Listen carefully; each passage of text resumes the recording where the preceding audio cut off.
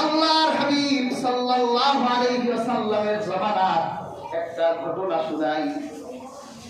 হযরত ওমর রাদিয়াল্লাহু তাআলা তিনি আল্লাহ রাসূলের দরবারে যাচ্ছেন। একটু খেয়াল করেন,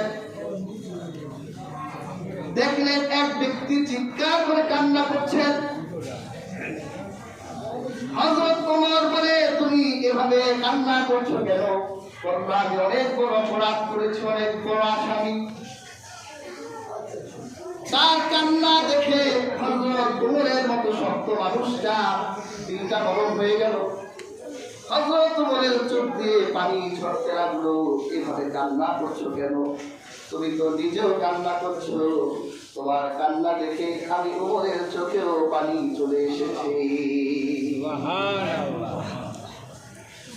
হযরত ওমর কান্না বিজড়িত চোখ দিয়ে আল্লাহর হাবিবের কাছে গেলেন। আল্লাহর হাবিব বলে, ওমর কাঁদো কেন? ওমর বলে, ইয়া রাসূলুল্লাহ, ইয়া হাবিবাল্লাহ, আমি তো কাঁদি না, একজন আমাকে কাঁদিয়ে দিয়েছে। কে তোমাকে কাঁদালো? সে বলছে সে নাকি অনেক বড় অপরাধী, অনেক বড় পাপী, তার মতো এত বড় পাপ কেউ করে নাই। আল্লাহর হাবিব বলল, ডেকে আনো। এই তুমি কি পাপ করেছো? তুমি কেন কাঁদছো? ইয়া রাসূলুল্লাহ, এমন পাপ করেছি যে পাপ আমার আল্লাহ আরশের চেয়েও মনে হয় বড়। আল্লাহর হাবিব বলে, আল্লাহর রহমতের চেয়েও বড় নাকি? ইয়া রাসূলুল্লাহ, আমার তো মনে হয় আল্লাহর রহমতের চেয়েও বড়। আল্লাহর হাবিব বলল, কি পাপ করেছো আমাকে বলো। ইয়া রাসূলুল্লাহ, ইয়া হাবিবাল্লাহ, আমার পেশা হলো আমি কাফন চুরি করি। একটা মানুষ যখন মারা যায়, ওই মানুষটার সাথে সহানুভূতি সবাই করে। যত কঠিন হৃদয় হোক না কেন, মরা মানুষের সাথে হিংসা রাখে না, ঠিক না? একটা মানুষকে যখন কবরে রাখা হয়, আমি গিয়ে ওই কবর থেকে তার কাফনটা চুরি করি, বিক্রি করে দেই। আমি যখন শুনলাম মদিনার এক সুন্দরী মেয়ে ইন্তেকাল করেছে আর তাকে কবরে রাখা হয়েছে, ঠিক আছে, আমি তার কাফনটা চুরি করব। আমি ওই সুন্দরী মেয়ের কাফন চুরি করার জন্য তার কবর খুললাম।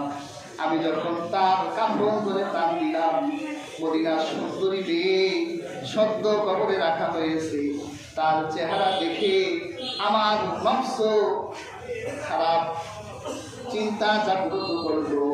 আমার মনে হলো যেন আমি কবরের মৃত মেয়েটার সাথে না করি। কি মারাত্মক কাজ! কাফন চুরি করা এটা মারাত্মক গুনাহ। আর একটা মরা মানুষের সাথে জেনা করা ছোট গুনাহ? ইয়া রাসূলুল্লাহ, সুন্দরী মেয়ে দেখে আমি মদিনার সেই মৃত সুন্দরী মেয়ের সাথে কবরে জেনা করে ফেললাম। এরপর যখন আমি কাফন নিয়ে রওনা হচ্ছিলাম, আমি কবরের ভিতর থেকে আওয়াজ শুনলাম। আমার কাছে মনে হলো যেন সেই মৃত মেয়েটা আমাকে বলছে, রে পাপী অপরাধী, তুই কি করলি? তুই আমারে নাপাক করে দিলি। রোজ হাসরের ময়দানে এই নাপাক অবস্থায় কেমন করে আমি আল্লাহর সামনে দাঁড়াবো? তুই তো আমারে নাপাক করে দিলি। ইয়া রাসূলুল্লাহ, ইয়া হাবিবাল্লাহ, আমার ঘুম হয় না। আমি তো অন্যায় করে ফেলেছি। আমি মেয়েটারে উলঙ্গ করে দিলাম কবরের সমস্ত কবরবাসীর সামনে। মেয়েটা বলল, তুই কবরের সমস্ত মাইয়েতের সামনে আমার উলঙ্গ করে দিলি। ইয়া রাসূলুল্লাহ, অপরাধ করেছি। আল্লাহর হাবিব বলল, তুমি তো মহা অন্যায় করেছো। তুমি আল্লাহর হাবিবের দেহের ভিতরে তার পাপের প্রভাবটা মনে হলো যেন আল্লাহর হাবিব যেন তার প্রতি গুসা হয়ে গেলেন। চিন্তা করলো আরেকটু সময় যদি আল্লাহ হাবিবের দরবারে থাকি তাহলে হয়তো আমার বিরুদ্ধে ওহী আসবে, আমি হয়তো জাহান্নামী হয়ে যেতে পারি। দেরি করলো না, আল্লাহর হাবিবের রওজা থেকে দৌড় দিলেন, দরবার থেকে দৌড় দিলেন, পাহাড়ের দিকে দৌড় দিলেন আর কান্না করতে লাগলেন। আল্লাহর হাবিবের দরবারে গিয়ে আমার বিস্তার হলো না, পাহাড়ে গিয়ে কান্না করতে লাগলো, চিৎকার করতে লাগলো, আল্লাহর হুজুরিতে নামাজ পড়তে লাগলো। 40 দিন পর্যন্ত কাঁদলেন। আর হাজিরিন, এমন অবস্থা হলো, কাঁদতে কাঁদতে চোখের পানি শুকিয়ে গেছে। আল্লাহ হুজুরিতে সেজদায় থাকে, আল্লাহর কাছে কান্না জড়িত কণ্ঠে শুধু মাফ চাইতে থাকে।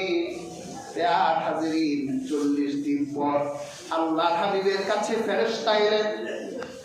আল্লাহর হাবিবকে বলল, ইয়া রাসূলুল্লাহ, ইয়া হাবিবাল্লাহ, বান্দা আপনি বানিয়েছেন না আল্লাহ বানিয়েছেন? আল্লাহর হাবিব বলল, আল্লাহ বানিয়েছে। তাহলে আপনার কাছে এসে সে কেন নিরাশ হয়ে গেল? তার কান্না আল্লাহর কাছে কবুল হয়েছে, এত বড় অপরাধীকেও আমার আল্লাহ মাফ করে দিয়েছে। সুবহানাল্লাহ।